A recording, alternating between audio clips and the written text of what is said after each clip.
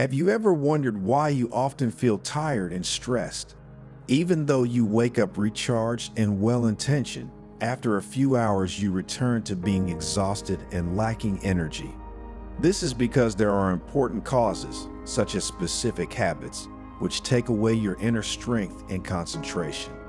If you find yourself in this situation, don't worry, because there are many people like you who are looking for a solution. But thanks to the Zen story you are about to listen to, you will discover the 12 things not to do if you get up early in the morning and are over 50. So stay with us until the end of this video to understand what are the things that take away your energy and prevent you from living a peaceful life.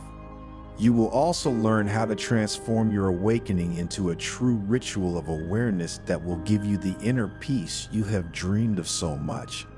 But before continuing, if you haven't already done so, remember to click the bell and subscribe to the channel to stay updated on the new topics we publish for your personal growth. In an ancient Japanese forest, where sunlight filters through the leaves of centuries-old trees, stands a village immersed in profound tranquility. In the center of the village stands the Buddhist temple where the elderly monk Aizo lies, famous for his wisdom and his knowledge of human beings. One day, as birdsong greeted the dawn, Aizo gathered his disciples for an important lesson on modern life. His eyes, like wells of crystalline water, held the knowledge of 1,000 lives, and on this occasion too he would reveal information to his disciples that would help them. Today, he began in a calm voice. I will tell you a fairy tale that will guide you through the 12 pitfalls that often await us when we wake up, especially after we are over 50. They are subtle pitfalls that can ruin our mood, sabotage our energy, and undermine our productivity for the entire day. The first pitfall is the sleep song. Do you know when, after waking up, we decide to stay in bed for a few more minutes? Like a serpent slithering in the dark, Aizo said, sleep lingers in our bed, whispering promises of rest and oblivion. But that fleeting sleep, similar to an illusion, leaves us dazed and listless, like butterflies with withered wings. We mistakenly think that giving ourselves a few extra minutes of sleep will help us face the day better. But in reality, this is never the case. A disciple, still sleepy, asked, "Master, how can we resist the psalm of sleep?" Aizo, smiling, replied, "Try to imagine your awakening as the beginning of a great adventure. So, like a knight preparing for battle, get out of bed with enthusiasm and face the day with courage. Do it without hesitation, without looking back, with decision and vigor.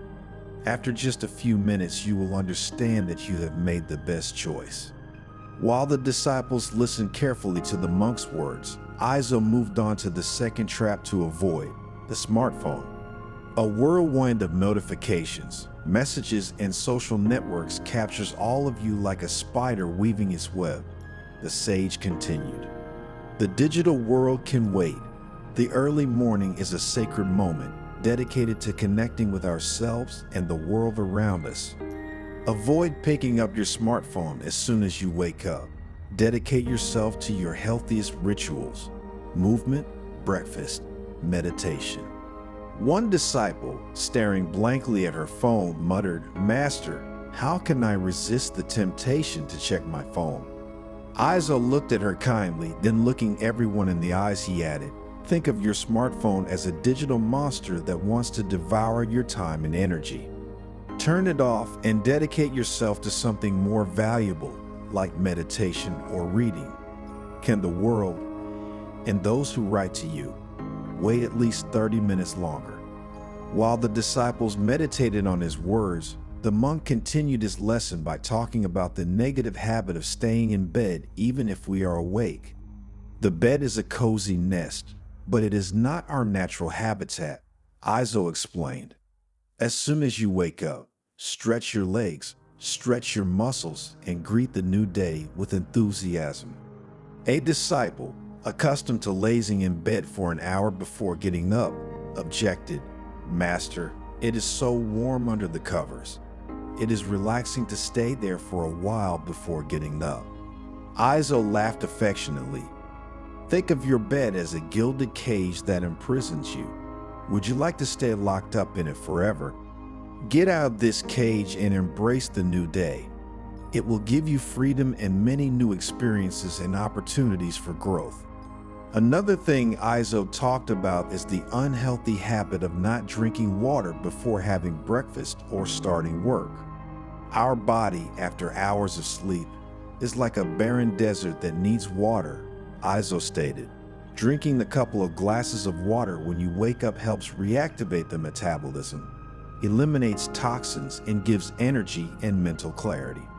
Furthermore, if we add lemon juice to water, we create a drink that helps the body and the spirit to cure diseases and strengthen the immune system. A disciple confessed, "Master, I always drink coffee in the morning, not water. And to this, I add a croissant and some jam." Izo smiled and turning to everyone said, "Imagine water as an elixir of life that awakens your body and mind. Drink with gratitude and let yourself be flooded with energy. You can always drink coffee after drinking water with lemon on an empty stomach, avoiding, however, croissants and other foods rich in sugar." "Moving is life," exclaimed Izo, moving on to another habit that should be cultivated every day. There is no need for exhausting marathons. A few stretching exercises or a walk in the open air are enough to awaken the body, improve circulation, and oxygenate the mind. Most of us move too little, and this harms both the body and the spirit, since body and spirit are extremely connected. A disciple, looking lazy, objected, "But Master, I don't have time to exercise in the morning. I have to go to work." Izo looked at him firmly.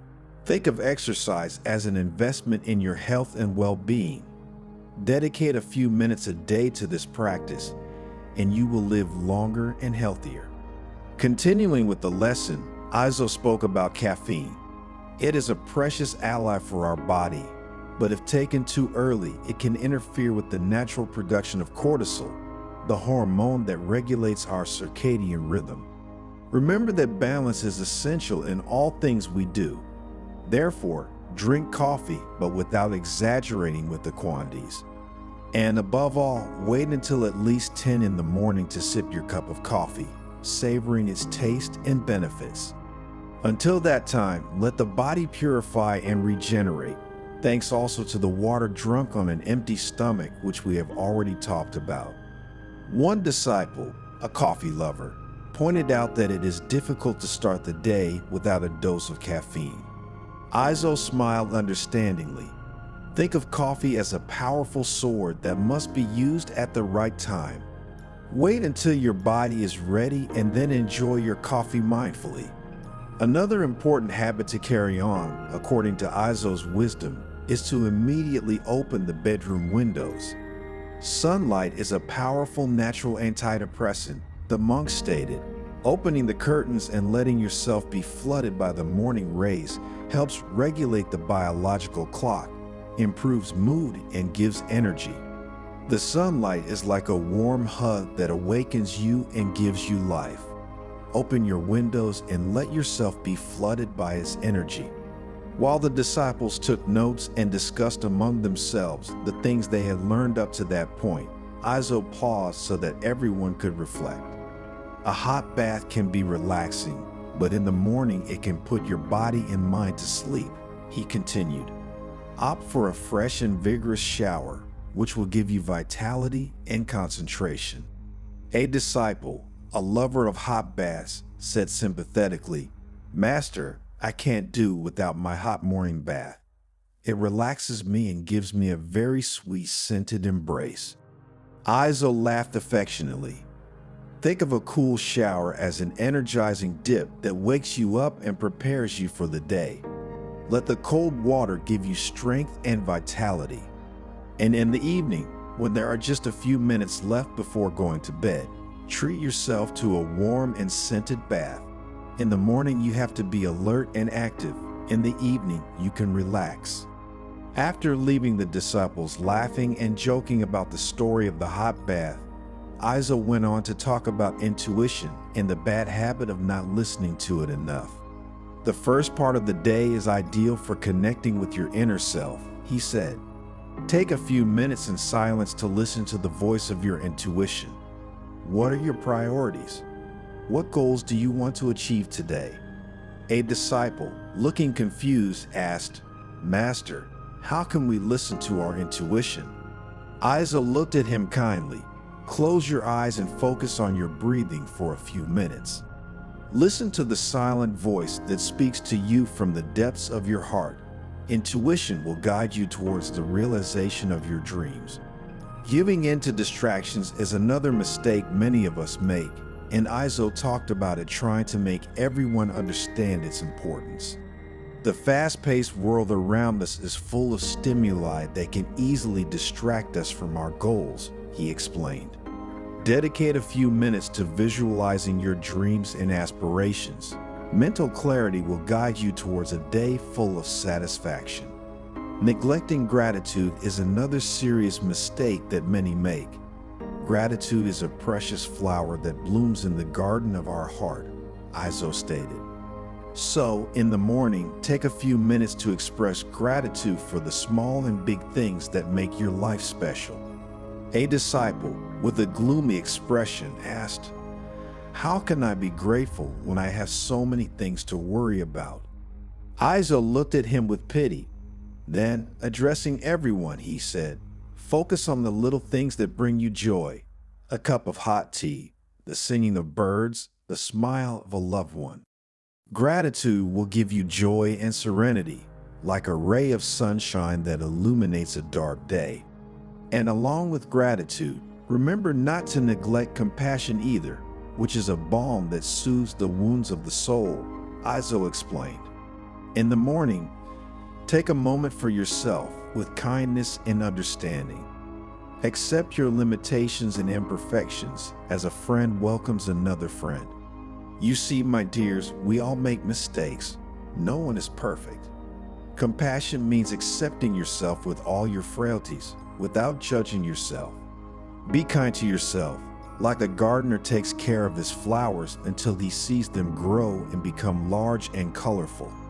As the sun hid behind the mountains and the temple walls turned pink, Izo added, "Remember, my dear disciples, that each new day is a precious gift. You must not let yourself be chained by daily habits. Try to transform your awakening into a true ritual that gives you the awareness and strength to face the day with joy and serenity." Fascinated by the monk's words, his followers looked at each other and made a promise to themselves.